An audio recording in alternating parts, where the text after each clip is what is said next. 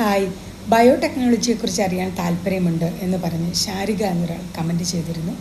ശാരിക ഏത് ക്ലാസ്സിലാണ് പഠിക്കുന്നതെന്ന് പറഞ്ഞിട്ടില്ല. ബയോടെക്നോളജി മേഖലയിലേക്ക് എത്തിപ്പെടാൻ നിരവധി വഴികളുണ്ട്. ഇപ്പം ഏറ്റവും പ്രധാനപ്പെട്ട പ്ലസ് ടുവിന് ശേഷം നമ്മൾക്ക് JEE മെയിൻ അഡ്വാൻസ്ഡ് ഒക്കെ എഴുതി NIT-കളിലും IIT-കളിലും BTech ബയോടെക്നോളജി പഠിക്കാൻ സാധിക്കും.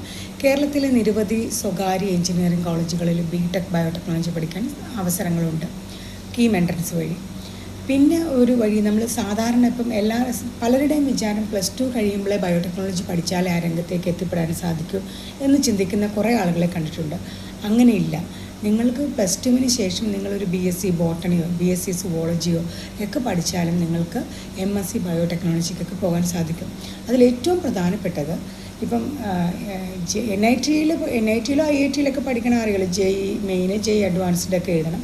അല്ലാതെ നമ്മൾ സാധാരണ കേരളത്തിലെ ഒരു ആർട്സ് ആൻഡ് സയൻസ് കോളേജിൽ BSc സുവോളജി ബോട്ടണിയോ ഒക്കെ പഠിച്ചതിന് ശേഷം നിങ്ങൾക്ക് GATB graduate aptitude test in biotechnology എന്ന് പറയുന്ന എൻട്രൻസിൽ മികവ് പുലർത്തിയാൽ ഇന്ത്യയിലെ മികച്ച സ്ഥാപനങ്ങളിൽ ബയോടെക്നോളജി പഠിക്കാൻ സാധിക്കും. ഈ GATBയുടെ സ്കോർ ഇന്ത്യയിലെ 63-ലേറെ സ്ഥാപനങ്ങൾ GATBയുടെ സ്കോർ എടുക്കുന്നുണ്ട്. അപ്പോൾ കേരളത്തിൽ GATBയുടെ സ്കോർ ഉപയോഗിച്ച് നമ്മൾക്ക് രാജീവ് ഗാന്ധി സെൻറ്റർ ഫോർ ബയോടെക്നോളജിയിൽ MSc ബയോടെക്നോളജി മാസം 8,000 രൂപ സ്റ്റൈഫൻഡോടുകൂടി പഠിക്കാൻ സാധിക്കും. ഇനിയിപ്പോൾ നിങ്ങൾക്ക് BSc ബയോടെക്നോളജി പഠിച്ചതിന് ശേഷം അങ്ങനെ പഠിക്കുന്നവരുണ്ട്. BSc ബയോടെക്നോളജി പഠിക്കുന്ന അതും നിരവധി സ്വകാര്യ കോളേജുകളും എയ്ഡഡ് കോളേജുകളും ഒക്കെ നൽകുന്നുണ്ട്. BSc ബയോടെക്നോളജിക്ക് ശേഷം നിങ്ങൾക്ക് MBA ബയോടെക്നോളജി ചെയ്യാൻ സാധിക്കും.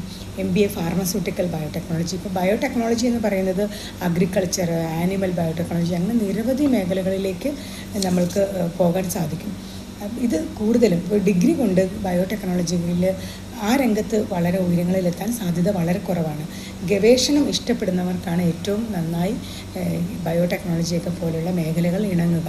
ഇപ്പം നിങ്ങൾ PGക്ക് ശേഷം BET എന്ന് പറയുന്ന എൻട്രൻസിലൂടെ നമുക്ക് ബയോടെക്നോളജി PhD മികച്ച സ്ഥാപനങ്ങൾ ചെയ്യാൻ സാധിക്കും.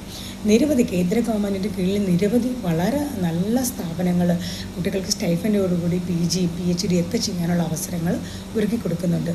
ദീർഘകാലം പഠിക്കാൻ ആഗ്രഹമുള്ളവരാണ് ഈ മേഖലയിൽ പോയാൽ വിജയിക്കുക എന്നുള്ളതാണ് ഒരു സത്യം. കാരണം ദീർഘകാലം ക്ഷമയോടെ പഠിക്കുകയും ഗവേഷണത്തിലൊക്കെ ഏർപ്പെടുകയും ചെയ്യുന്നവർക്കാണ് ഈ മേഖലകളിൽ എന്തെങ്കിലുമൊക്കെ സംഭാവന ചെയ്യാൻ സാധിക്കുന്നത്. നിങ്ങൾ അറിയാൻ ആഗ്രഹിക്കുന്ന കോഴ്സുകളെക്കുറിച്ച് കമൻറ്റ് ചെയ്യൂ. Thank you.